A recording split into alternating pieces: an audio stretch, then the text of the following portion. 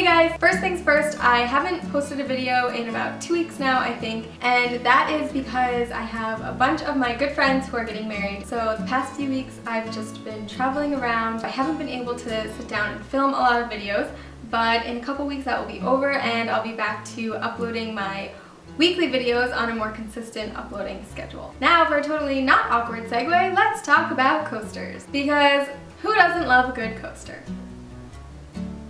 No, but really, I do love coasters because I think that they're a really easy, small way to sort of change up your space. And bonus points if you're having friends over or entertaining and they comment on your really awesome coasters, you can just be like, I made them. Except for don't actually say it like that because then they might leave, so. Okay, so let me show you how I made these two separate sets of coasters. These were actually inspired by some things that I saw on West Elm, which is one of my favorite websites to sort of browse and get ideas for decorating my home, and I'm always interested to see if I can recreate things on there. I think it turned out really well, and let's get started. The first one are these paint splatter coasters, which is like art and a coaster all in one, so I thought that was pretty awesome. I found these wood circles that I thought would be perfect for making coasters, and I'm going to add links in the description box down below to everything I used and where you can find it, so make sure you check that out. Then I took some painter's tape and I covered about 3/4 of the way down on the circle, and make sure you smooth it out really well so that when you start painting it can't seep underneath the tape. I used this lighter peach paint color, so it took me about 2 coats I think to make sure that the whole thing was covered and that you couldn't see the wood underneath. So depending on the paint color that you choose, you might need to do 1 or 2 coats. I tried to use longer brush strokes so that when it dried the paint looked very nice and smooth. Then you can just peel the tape off and set it aside to dry.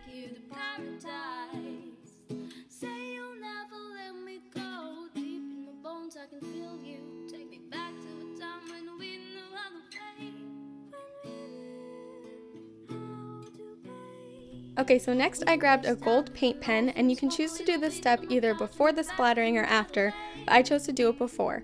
And all you're going to do is draw around the edges of the coaster, and it just gives it a really nice finished gold effect rather than having it be plain wood.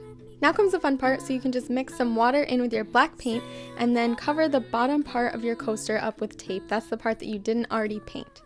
Then just lightly tap your paintbrush and you'll get this really cool splatter effect.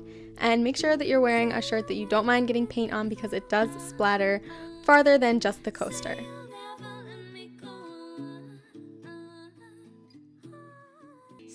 Then you can just spray some clear sealant on and that will make it waterproof and you're all set.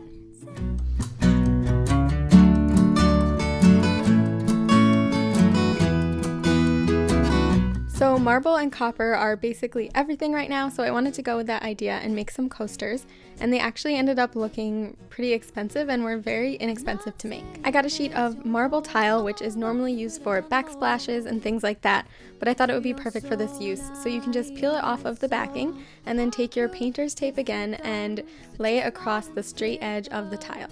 Then take a second piece and lay it next to it, leaving a small space in between because that is where you will paint your stripe. Then I took a copper paint pen, actually I think this one was called Copper Rose, and I filled in the area that wasn't covered up by the tape. Make sure that you paint in the whole area and then reinforce the lines against the tape so that when you peel it off you have a nice straight edge. Once you finish that, you can just peel off your tape and you'll see the nice straight line that you made underneath, and then the last thing you want to do is put something on the bottom so that it doesn't scratch the surface that it's sitting on. I used these little felt pads which are made to go on the bottom of furniture, but I put one on each point and one on each of the straight edges, and then you're good to go. I may say it's your fault, 'cause I know you could have done more. Oh, you're so naive, yet so how could this be done? So just smile. Okay, so that is it, and I hope you guys liked it. I just love the marble ones so much, but I really love the paint splatter ones too. Those are actually the first ones that I made, and I was obsessed with them. I kept putting them in all my Instagram photos, but then I did the marble ones, and they were just so easy to make, so I think I like them both for different reasons. Let me know which ones you guys like the best. Make sure to give this video a big thumbs up if you enjoyed it, and if you haven't already, please hit the subscribe button because it's really, really helpful to me, and also, if you enjoy my videos, you'll get a notification every time I post a new one. Thank you so much for watching this, and I will see you guys next time. Bye!